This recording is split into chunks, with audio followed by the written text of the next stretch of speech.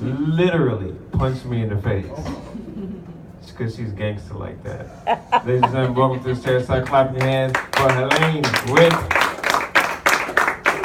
You know, it was dark and he was standing over there and you could understand the rest. I'm going to rename this show Past My Bedtime. So you're looking at me, you might be wondering, is that the love child of Barbara Streisand and Barry Manilow? I'm not. I couldn't be their love child because I'm almost their age. But I'm a retired teacher. I used to be a school teacher in New York. In fact, coming over here, I saw that town, Nyack. Do you know what Nyack means? It's an Indian, you can't say Indian, it's a Native American word. It means get me the hell out of the city. But I used to be a school teacher in South Jamaica, Queens, and it was really tough school. You walk in the building and you see the school colors, black and blue, with a nice blotch of red. Kids would say, teacher, teacher, how do you tell time? That's easy. How long did you have me locked in the closet yesterday? And when we were young, we used to carve our sweetheart's name in the desk. These kids carved their sweetheart's name in their sweetheart. And everything's a teachable moment in my school. So Johnny was beating up Jimmy, and I had to break it up, officer. I had to break it up, little me. And Johnny goes, he choked me terrible! I said, stop. You're using your adverbs incorrectly. He choked you terribly. And then they never give you any supplies in my school. So I was teaching measurements, so I went home, I brought in my bathroom scale, my Weight Watcher scale, and my cocaine scale. I'm only kidding. I never went to Weight Watchers. But they have that cool scale with the place for the banana split. The tray, it's really good. So, bless you, Robin. She's blessing on the truth, they say. And it is true that the second grade girls had a gang. And the initiation was to take the milk containers off of my girls' lunch trays. So I named them the half pints. And the leader of their gang was the Dairy Queen.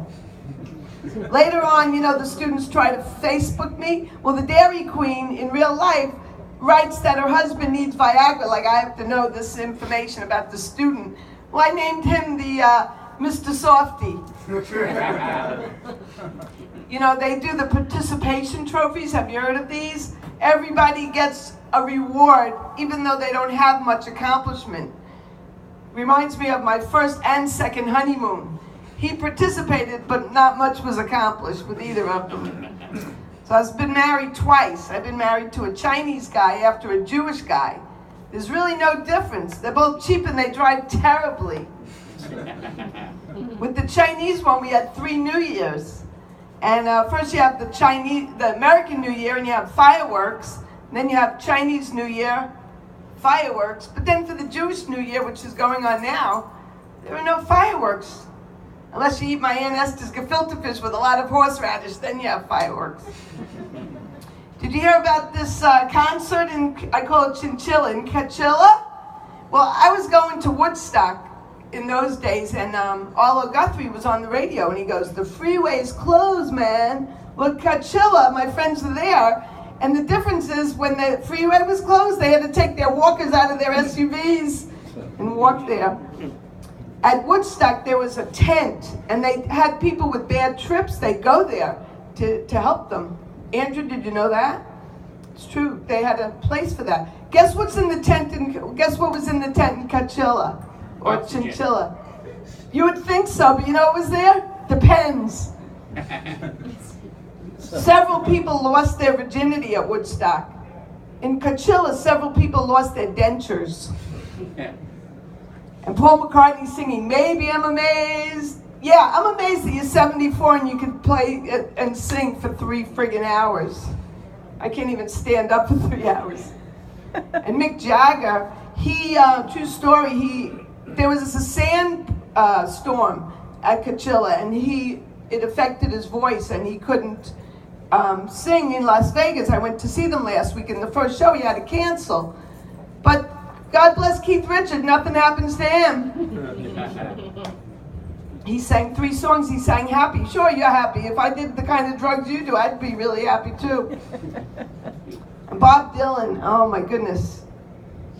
The band comes out, you hear his voice, and the song's going on, and you're wondering, where's Bob Dylan? I mean, I see a lady playing organ. She looks like my Aunt Esther B. Greenbaum, but there's no Bob Dylan. The song's almost over, and then it dawned on me. Bob Dylan doesn't play the guitar anymore. That was him. That happened at the Beacon, but I made it into the chinchilla story. That's a true story, though. Everything in comedy is true, right? So I'm getting older. Anybody else getting older here? I'm probably the oldest person in this room. But I try to have a positive attitude. Like, you know, I'm losing my hair. You can't tell, but under here, I'm losing my hair. But I'm being very honest with a bunch of strangers. I know where it's going. It's going to my knuckles. And when you pass the change, you have something to look forward to. You don't have to shave under your arms, under your legs. But then all of a sudden, you got a little macrame bracelet growing on your friggin' face. You have to have a sense of humor. Like I have the varicose veins, but I changed the name of them. I call them a roadmap to adventure. And this Google map road is going to the Sterling Forest, which I'll break down for you young girls who do the Brazilian Sterling Forest. And this road takes you to the Dead Sea. I shut my phone. You better not beat my phone. Well, as I was telling you, do you go to the nail salon? Anybody? Well, there's only 3 women here. Do you go to the nail salon? You go? China. Where are the people from where you go? Usually from Asia.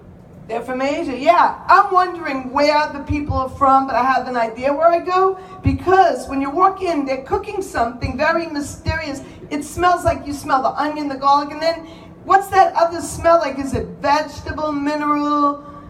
What are they cooking back there? Animal?